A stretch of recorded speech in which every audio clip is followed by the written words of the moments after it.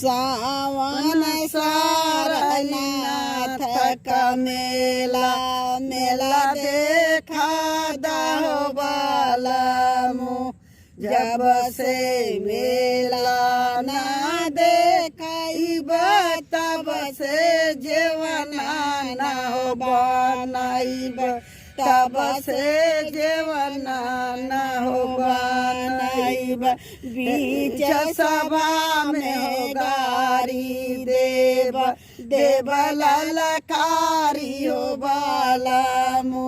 बीच सभा में गारी देव देव ललकारी हो बालमु सावन सारनाथ का मेला मेला देखाई हो बालमु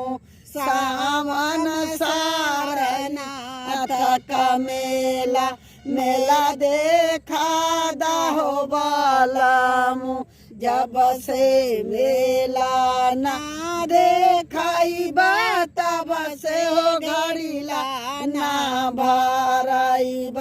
तब से हो घड़ीला ना हो भराइब बीच सभा में गारी देव देव ललकारी हो बालमु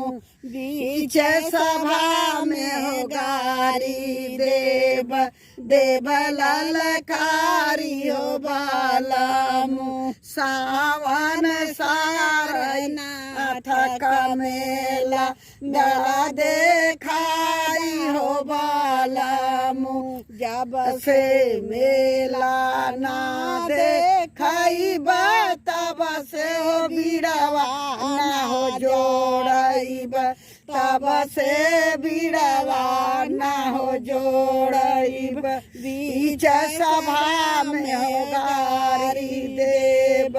देव ललकारी हो बालमु बीच सभा में हो गारी देव